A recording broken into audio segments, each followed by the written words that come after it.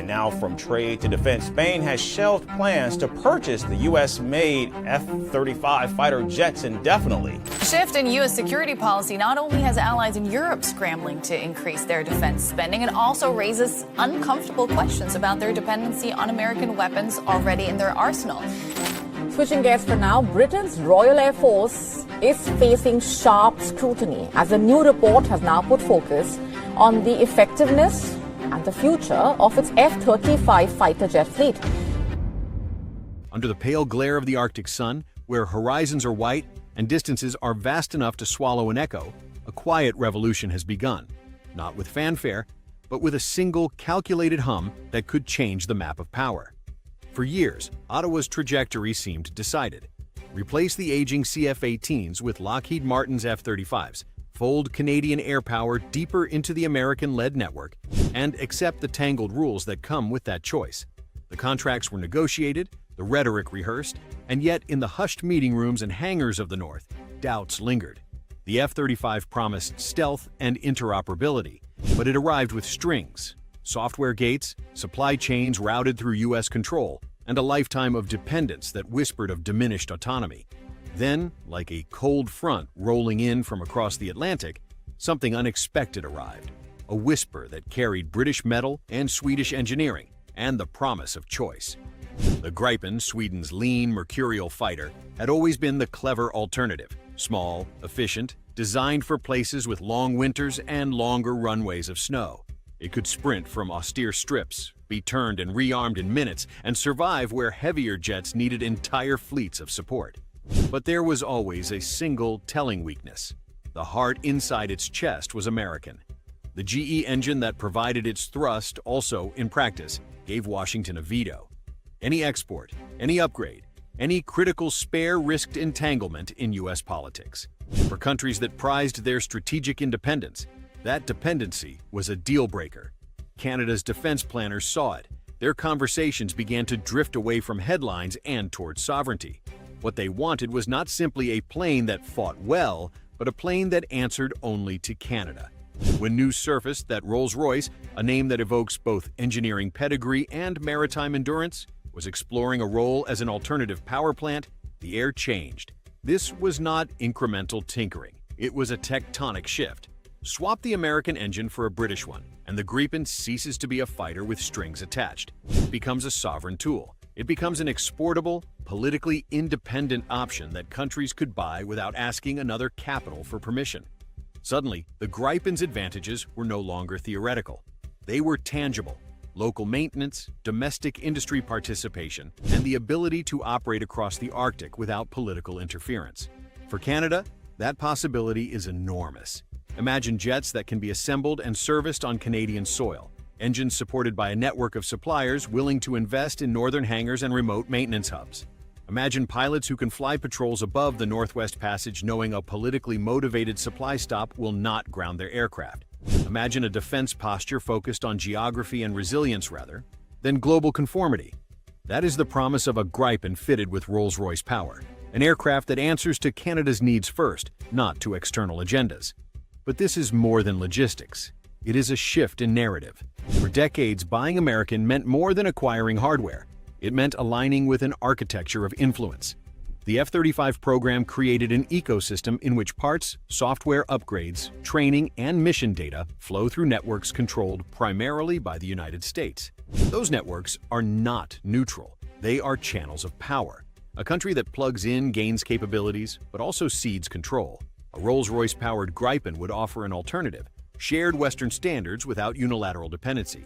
That difference ripples outward. Smaller NATO partners who bristle at the limits of dependence might see the Gripen as a practical tool to maintain interoperability without surrendering autonomy.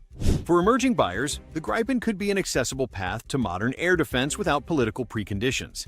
The implications for global defense markets are dramatic. Each purchase that favors independence chips away at the implicit monopoly of the largest exporter. For the Pentagon and its industrial partners, that is more than lost revenue. It is a weakening of influence. If countries begin to choose capability that comes without strings, the leverage that once accompanied aircraft sales begins to erode. Every Gripen sold with a non-US engine is a statement. Alliances can be practical without being subordinate. That statement has a magnetic appeal, balancing strategic ties and national autonomy. Inside Ottawa, the debate hardened. Proponents of the F-35 argued that shared platforms guarantee seamless joint operations and unrivaled access to intelligence networks, benefits that matter in coalition warfare. Opponents countered that the Arctic is not a European theater. Its challenges are unique. Routine maintenance cycles and reliance on foreign hubs do not align with the operational needs of a country whose borders are defined by ice and ocean. They asked whether the value of integrated systems justified the political cost of ceding control over mission-critical logistics. The arrival of Rolls-Royce as a credible option reframed the question. This was no longer a choice between capability and compromise, but between two different visions of sovereignty. Industrial policy sharpened the debate further. A Gripen deal built around Canadian assembly and maintenance could deliver jobs, technical transfer, and a domestic supply chain. A tangible economic argument that dovetailed with sovereignty. In a country where large defense contracts are measured not only in jets, but in factories and apprentices, the possibility of homegrown aerospace work proved persuasive.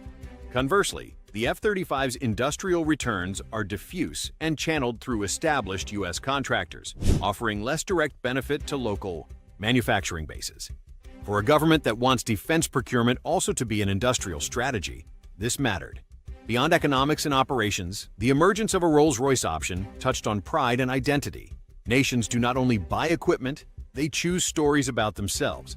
Selecting a fighter who allows them to keep their hands on the controls says something about national character. For countries like Canada, with a long tradition of measured independence, that message resonated. It positioned defense not as an act of alignment, but as an affirmation of agency.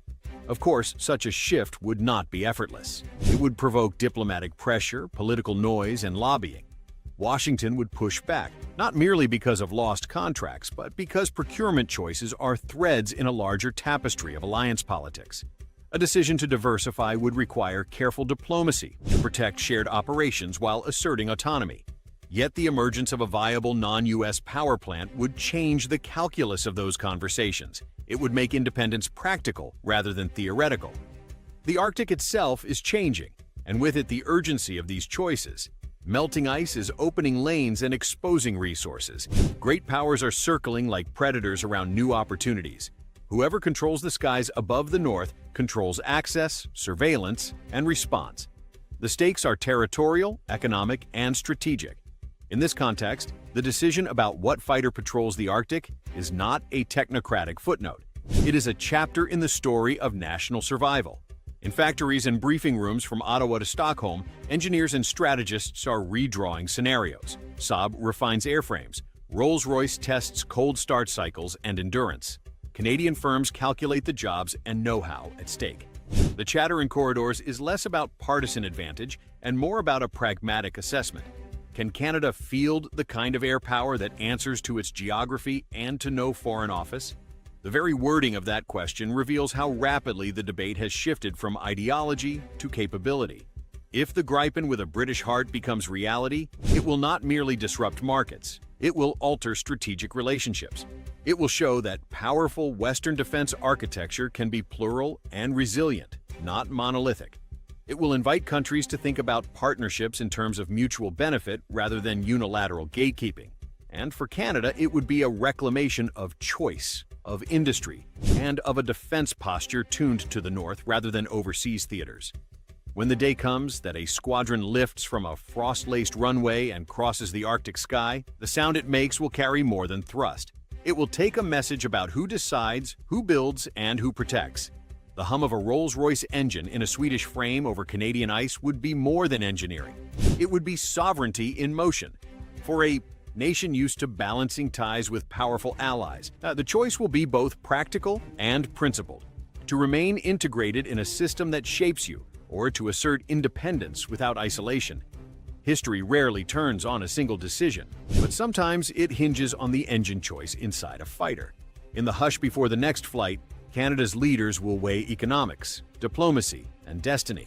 The Gripen, once overlooked, now stands poised to offer an answer to a question older than any contract. Who, at last, will chart the course of a nation's skies?